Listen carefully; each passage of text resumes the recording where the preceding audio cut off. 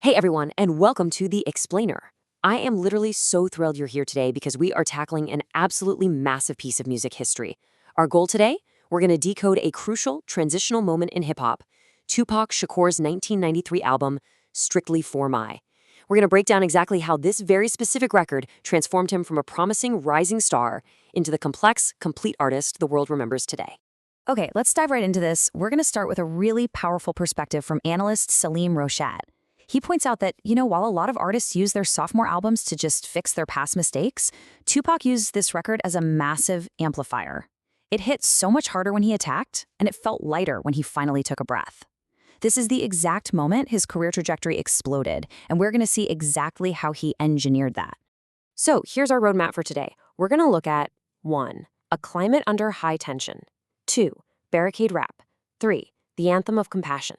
4. The unapologetic partygoer. And finally, 5. The Tupac formula.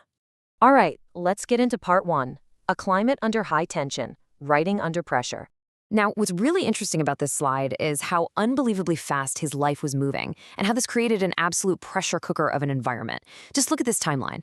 In 1991, his debut album, Tupacalypse Now, puts him squarely in the crosshairs of the U.S. government, literally getting publicly condemned by Vice President Dan Quayle. Then, boom, 1992, he stars in the movie Juice, and suddenly, he's a massive breakout movie star.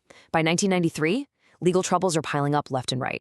Because of all that, Tupac knew he was being watched by everyone. Politicians, judges, critics, a rapidly growing fan base, they were all paying attention. And that awareness forced him to write from this crazy place of being on the defense and the offense at the exact same time. Every single lyric on this record is charged with the energy of a guy who knows his back is completely against the wall, but who absolutely refuses to back down. Which brings us to part 2, Barricade Rap. The fighter emerges. Right away, you get this militant fighter who is just done. He is completely done trying to politely argue his case. You hear it instantly on the opening track, Holler If You Hear Me. I mean, the sonic landscape is pure violence. We're talking heavily saturated production, blaring sirens, and this aggressive, charging tempo. His first album still had a bit of that militant, trying to make a reasoned point, but this is barricade rap. Paired with a music video shot like a literal political manifesto, this track was absolutely not designed to convince his critics, it was designed to mobilize his people. Moving on to part 3, the anthem of compassion, the consoler. And this brilliantly illustrates a massive tonal pivot. I mean, you gotta ask yourself, how in the world could the exact same guy who just hit us with that aggressive barricade rap write this next track? It perfectly demonstrates his duality. Contrast that militant sonic violence we just talked about with Keep Your Head Up, which features this luminous, gorgeous soul sample and a disarmingly gentle sung chorus. The whiplash is staggering. And honestly, it's exactly what makes Tupac so endlessly fascinating. Keep Your Head Up is this deeply emotional, laser-focused track. It functions as an open letter of encouragement to Black women and particularly single mothers. Crucially, he dedicates it to Latasha Harlins, a teenager who was tragically killed in Los Angeles in 1991. What's incredible to see here is the evolution in his writing. On his first album, a song like Brenda's Got a Baby was sort of a helpless observation of a tragedy.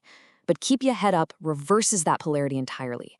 It actively offers comfort, encouragement, and a real path forward. That track alone, it gave Tupac a level of moral credibility that very few rappers of his generation could even dream of claiming. It truly is a piece of universal consolation. This specific track is exactly why his legacy doesn't just sit collecting dust in the past. It continues to circulate from generation to generation, offering hope to anyone who needs to hear it. Next up, part 4, the unapologetic partygoer, the youth. So, the crucial point is, Tupac wasn't just a political firebrand, and he wasn't always this heavy-hearted consoler. Beneath all the immense fame and the heavy controversies, we hit a really important number, 21. He was still just a 21-year-old young man. He was a youth who loved to laugh, to seduce, to provoke, and honestly, to just have fun. If an album only contained intense political anthems, it would be exhausting and, frankly, totally false to who he really was. You hear that pure, youthful energy completely take over on the track I Get Around. Now, some purists at the time frowned at this, calling it a commercial concession.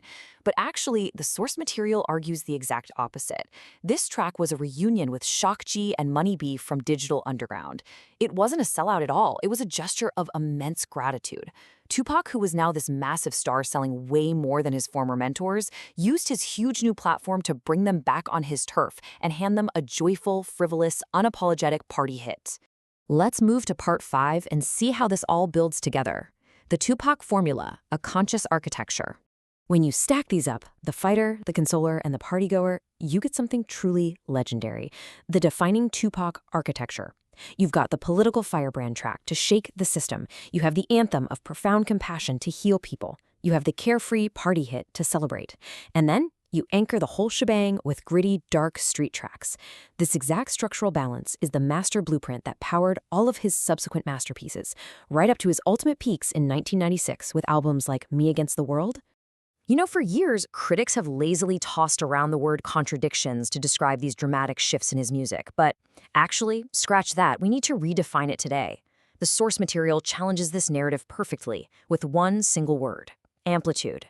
Tupac had this brilliant ability to cover a massive emotional spectrum on a single record.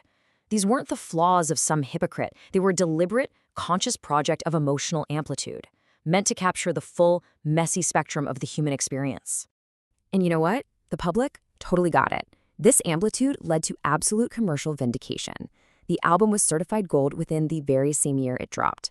From there, fueled by all these incredibly diverse singles, it steadily climbed to platinum status, making it his best sales performance up to that point. But more than just sales, this architecture cemented Tupac as Interscope Records' most reliable and valuable asset, setting the stage for literally everything that was to come. So why is this specific album absolutely essential listening today?